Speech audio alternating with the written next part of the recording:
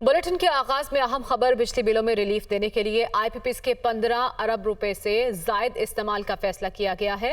वजारत खजाना की जानिब से बिजली बिलों में रिलीफ का नया प्लान IMF को अरसाल कर दिया गया। जराए वजारत खजाना के मुताबिक रवा माली साल के लिए आईपीपीएस को अदायगियों के लिए 15 अरब से जायद इजाफी रखे गए थे। आईपीपीएस के लिए मुख्तस इजाफी रकम को बिजली बिलों में रिलीफ देने के लिए एडजस्ट किया जा सकता है। बिल से इक़सात वसूल होने पर 15 अरब से जायद की ये रकम वापस आईपीपीएस के लिए मुख्तस की जाएगी। IMF के साथ नए प्लान पर वजारत खजाना हुकाम दोबारा बात करेंगे और बताया जा रहा है कि वजारत खजाना नए प्लान में IMF को बजट से आउट रिलीफ ना देने की यकीन दहानी कराई गई है। ओपन मार्केट में डॉलर की कीमत में 10 रुपए की कमी देखी गई है, जबकि ओपन मार्केट डॉलर 323 रुपए पर फरोख्त हुआ है। इसी बारे में मजीद बात कर लेते हैं। Head of business desk Haris Zameer हमारे साथ मौजूद है। हारिस, हम देख रहे हैं ओपन मार्केट में तो कीमत में कमी हुई है, लेकिन जो इंटर मार्केट है वहाँ ऐसी कोई कमी हमें दिखाई नहीं दे रही। इसकी क्या वजह है? असल में जो ओपन मार्केट है वो ज्यादातर अफवाहें या इस तरह से जो गर्दिश कर रही थी खबरें उसके ऊपर ज्यादा रिएक्ट करती है। तो अभी जैसे चीफ ऑफ आर्मी स्टाफ की मीटिंग हुई है बिजनेसमैन से और उसमें ये प्लान बताया गया तकरीबन $25 बिलियन जो है यूएई और सऊदी अरब से इन्वेस्टमेंट आएगी।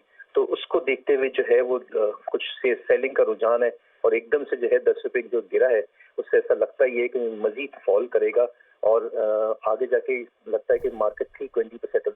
जैसे आपने इंटर बैंक का कहा उसमें मुसलसल जो है पेमेंट्स हैं जो कि इंटर बैंक से दी जा रही है। थोड़ा सा एक्सपोर्टर्स रुक गए हैं क्योंकि उनको लगता है कि शायद डॉलर में मजीद इंटर बैंक में इजाफा होगा। ठीक है, बहुत शुक्रिया हारिस, आपने अपडेट किया।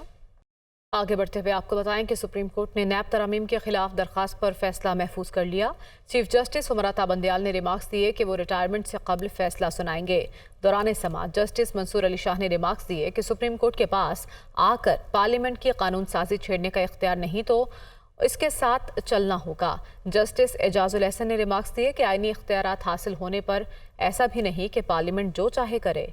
इस्लामाबाद से रिपोर्ट देखिए। सुप्रीम कोर्ट में नैब तरमीम के खिलाफ चेयरमैन PTI की दरख्वास्त पर समाअत। चीफ जस्टिस ने PTI के वकील ख्वाजा हारिस से मुकालमा किया, क्या आपने नैब की रिपोर्ट पढ़ी है? नैब ने मई तक वापस होने वाले रेफरेंसेस की वजूहात बताई हैं, जिससे अंदाजा होता है कि कानून का झुकाव किस जानिब है। चीफ जस्टिस ने इस्तफसार किया कि क्या इन तरमीम में कोई ऐसी शिक है जिसके तहत मुकदमात दूसरे फोरम्स को भिजवाए जाएं। ख्वाजा हारिस ने कहा कि नैब के पास मुकदमात दूसरे इदारों को भिजवाने का कोई कानूनी इख्तियार नहीं, जिस पर जस्टिस मंसूर ने रिमार्क्स दिए कि ऐसा नहीं है कि मुकदमात नैब से खत्म होकर मुल्ज़मान घर चले जाएं। नैब के दफ्तर में कत्ल होगा तो क्या मामला मुतलका फोरम पर नहीं जाएगा? चीफ जस्टिस ने रिमार्क्स दिए कि रियासती असासे करप्शन की नजर हो, स्मगलिंग या सरमाए की गैर कानूनी मुंतकली हो, कार्रवाई होनी चाहिए।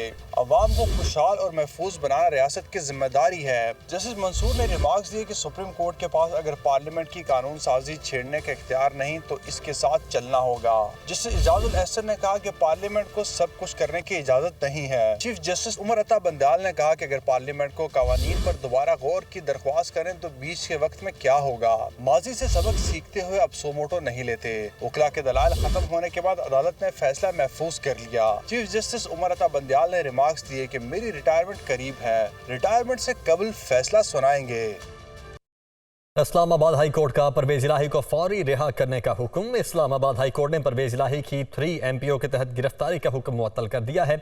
आइंदा समाअत तक परवेज इलाही किसी इश्तियाल अंगेज सरगर्मी का हिस्सा न बने, अदालत की जानिब से यह हुक्म दिया गया है। इस्लामाबाद हाई कोर्ट ने फ्रीकैन को आइंदा मंगल के लिए नोटिस जारी कर दिया है। लाहौर हाई कोर्ट का कल परवेज इलाही को अदालत में पेश करने का हुक्म। IG इस्लामाबाद और कमिश्नर परवेज इलाही को कल अदालत में पेश करें। जस्टिस मिर्जा वकास रऊफ की जानिब से यह हुक्म दिया गया। निगरान वज़ीर आज़म अनवारुल हक काकड़ ने कहा है कि तमाम रजिस्टर्ड सियासी जमातों को इंतखाबी अमल में हिस्सा लेने की आज़ादी है। उम्मीद है इलेक्शन कमीशन हल्का बंदियों का अमल मुनासिब वक्त में मुकम्मल कर लेगा। अपने आईनी मैंडेट से आगे नहीं बढ़ सकते। उनका कहना था कि चीन के साथ दोस्ताना ताल्लुकात हर पाकिस्तानी हुकूमत की तरजीह है। CPEC मंसूबों को आगे बढ़ाने के लिए पुरज़्म हैं। वो इंटरनेशनल मीडिया से गुफ्तगू कर रहे थे। No one has stopping any political party from participating in a normal constitutional political process. After having census, is it a requirement to do delimitation? Yes, it is. Does that delimitation has to be done by the Election Commission of Pakistan? Of course, it has to be done. I am pretty much confident that it would be within the reasonable framework of time.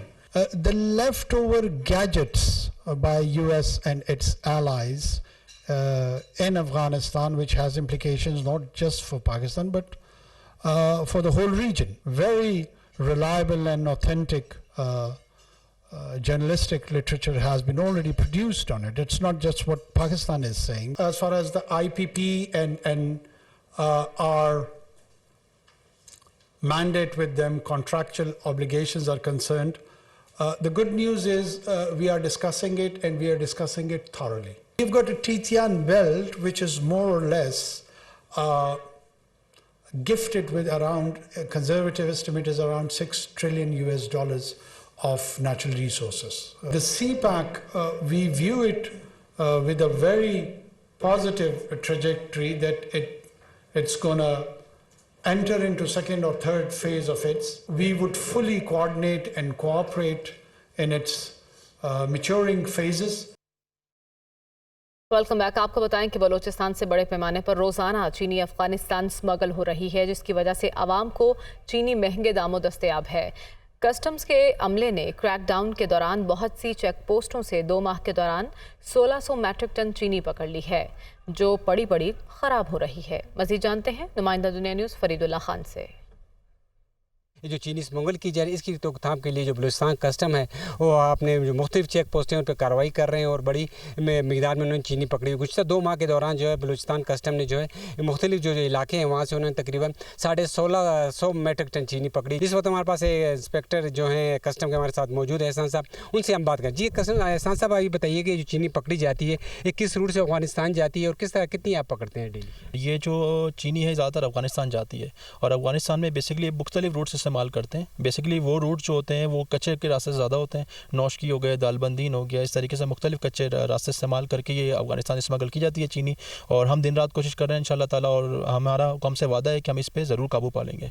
जी, इनका कहना है कि दिन रात की कोशिश में लगे हुए हैं कि जो चीनी एक पार्सल भी यहाँ से जाने ना पाए। जिस तरह मतलब ये अपनी कार्रवाइयाँ करते हैं, इस तरह जो स्मगलर्स हैं उन्होंने भी अपने रास्ते मुंतखब किए, उन्हीं रास्तों से जाते हैं। लेकिन जहाँ कस्टम हुकाम को इतला मिलती है, खुफिया इनके जो ज़राए इतला देते हैं, वे उन पर रेड करते हैं, उनको पकड़ के यहाँ कस्टम हाउस लाते हैं, बाकायदा जो कानूनी कार्रवाई वो की जाती है। जी, हजरत दाता गंज बख्श के सालाना उर्स की तकरीबात का आगाज़ हो गया है। निगरान वज़ीर आला मोहसिन नकवी ने चादर पोशी की।